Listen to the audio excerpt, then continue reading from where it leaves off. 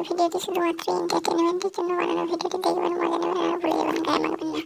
আজকে স্বস্তিকা যেরকমভাবে বলেছে ও আমার মেয়ের মতো, ওকে আমি এত ভালোবাসি, ও এত ভালো অভিনেত্রী, এত ভালোবাসি, ও আমাকে সোজাসুজি সামনে এসে কথাটা বললে আমার কোনো আপত্তি ছিল। এবার ওনার এই কথাগুলো নিয়ে অনেকে অনেক রকম কথা বলেছে, ভিডিও করেছে, শুধুমাত্র কিছু ভিউজ আর সাবস্ক্রাইবার পাওয়ার জন্য। সঠিক বলেছেন। কি বাঙালি ভালো তো? ওয়েলকাম টু মাই চ্যানেল বিচ্যুতি ছেলে। তো গাইস, আজকের ভিডিও টাইটেল আর থাম্বনেল দেখে তোমরা বুঝতেই পেরেছো আজকের ভিডিওতে কাকে নিয়ে কথা বলবো। তো আজকের ভিডিওতে কথা বলবো আমাদের বাংলার বিখ্যাত অভিনেত্রী মমতা শঙ্করকে নিয়ে। তো সে জাস্ট রিসেন্ট একটা ইন্টারভিউ দিয়েছিল, যে ইন্টারভিউয়ে তিনি কিছু মহিলাদেরকে নিয়ে কথা বলেছে, যেসব মহিলারা ল্যাম্পপোস্টের নিচে দাঁড়ায়। তো সেই সব মহিলাদেরকে নিয়ে সেই ইন্টারভিউয়ে তিনি কথা বলেছিলেন। তো সেই ইন্টারভিউ নিয়ে অনেকে অনেক রকম কথা বলেছে, ভিডিও বানিয়েছে। তো তারপরে তিনি আবার একটা ইন্টারভিউ দেয়। তো সেই ইন্টারভিউয়ে তিনি কী বলেছেন, তো চলো সেগুলো সব একটু দেখে নেব, আর আমার যেটা মনে হয় তোমাদের একটু শেয়ার করবো। চলো ভিডিওটা শুরু করা। যারা ল্যাম্পপোস্টের তলায় দাঁড়িয়ে থাকে এরকম মেয়ে বলতাম, তারা ওইরকম ভাবে দাঁড়াতো। কিছুদিন ধরে এই মমতা শঙ্করের এই ইন্টারভিউটা নিয়ে অনেকে অনেক রকম কথা বলেছে, ভিডিও বানিয়ে, কেউ আবার ল্যাম্পপোস্টের নিচে দাঁড়িয়ে ফটো তুলে সেটাকে সোশ্যাল মিডিয়ায় পোস্ট করছে। তাও ভালো, আগে তো ল্যাম্পপোস্টগুলো শুধু কুকুরের হিসু আর আকাশের বৃষ্টি এইসব সহ্য করতো। এখন তো আবার সেই ল্যাম্পপোস্টের নিচে কিছু সুন্দরী মহিলারা গিয়ে ফটো তুলছে, এইসব কাজেও লাগছে। ঠিক বলেছ।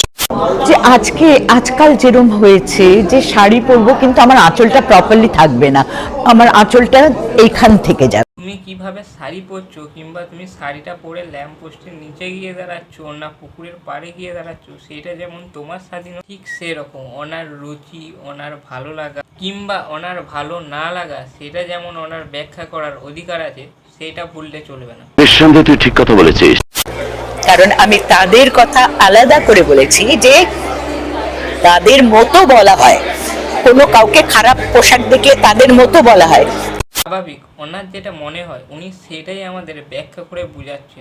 যে আজকাল যেরকম হয়েছে যে শাড়ি পরবো কিন্তু আমার আঁচলটা প্রপারলি থাকবে না, আমার আঁচলটা এইখান থেকে যাবে, এটা না আমি না বুঝতে পারি। আমার যেটা মনে হয় উনি একদম ঠিক কথাই বলেছেন, আরো অনেকের মতোই আমিও ওনার সাথে একমত। অনেকে ওনার এই কথার বিরুদ্ধে অনেক রকম কথা বলছে, ভিডিও করছে, তাতে ওনার কিচ্ছু যায় আসে না।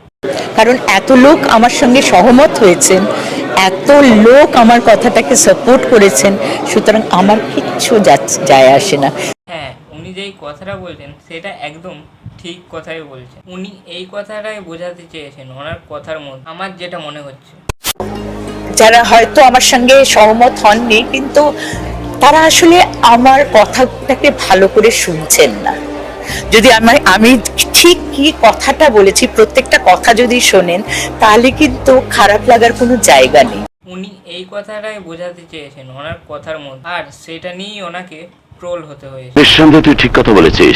আজকে স্বস্তিকা যেরকম ভাবে বলেছে ও আমার মেয়ের মতো, ওকে আমি এত ভালোবাসি, ও এত ভালো অভিনেত্রী, এত ভালোবাসি, ও আমাকে সোজাসুজি সামনে এসে কথাটা বললে আমার কোনো আপত্তি ছিল। এবার ওনার এই কথাগুলো নিয়ে অনেকে অনেক রকম কথা বলেছে, ভিডিও করেছে, শুধুমাত্র কিছু ভিউজ আর সাবস্ক্রাইবার পাওয়ার জন্য। সঠিক বলেছেন। যারা এইসব কথাগুলো ওনাকে বলছো, তাদেরকে বলছি আগে কথাগুলো বুঝতে শেখো, তারপর কথাগুলো বলতে এসো। ঠিক বলেছ। তো গাইস, আজকের ভিডিওটা এতটুকুই। ভিডিওটা তোমাদের কেমন লাগলো সেটা কমেন্টে জানিও, আর ভিডিওতে বলা কথাগুলো যদি আমি কিছু ভুল বলে থাকি সেটা কমেন্টে জানিও। আর ভিডিওটা ভালো লাগলে একটা লাইক করে দিও, চ্যানেলটা সাবস্ক্রাইব না করে থাকলে সাবস্ক্রাইবটা করে দিও। তো চলো দেখা হচ্ছে নেক্সট ভিডিওতে, আজকের জন্য টাটা।